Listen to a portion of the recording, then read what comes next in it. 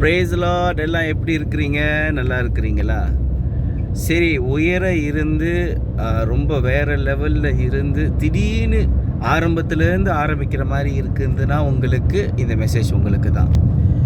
உயர போய் திருப்பியும் ஏதோ நம்ம விழுந்து ஆரம்பிக்கிற மாதிரி இருந்துச்சுன்னா கர்த்தருக்கு ஸ்தோத்திரம். நம்மளுக்கு கர்த்தர் ஏதோ ஒரு பயங்கர காரியங்களை கற்றுக் கொடுக்குறார்.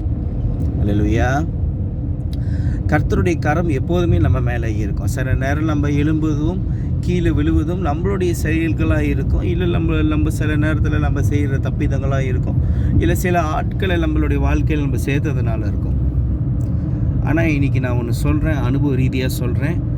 நீங்கள் உயரத்தில் இருந்து திடீர்னு கீழே விழுந்து திருப்பி ஆரம்பத்துலேருந்து, அதாவது ஸ்ட்ரெச்சிலேருந்து ஆரம்பிக்கிற மாதிரி இருக்குதுன்னா, நீங்கள் 2வது முறை எழும்பும் பொழுது, இந்த முறை நீங்கள் எழும்பும் பொழுது நீங்கள் அதை காட்டிலும் மேலான ஒரு பொசிஷனில் கர்த்தர் வைப்பார்.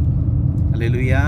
அதை காட்டிலும் மேலான ஆசீர்வாதம், அதை காட்டிலும் மேலான சந்தோஷம், சமாதானம், நிம்மதி, அப்படியோ அதையோடு சேர்ந்து இன்னும் கூட நல்ல ஆட்களோடு கர்த்தர் உங்களை இணைப்பார்.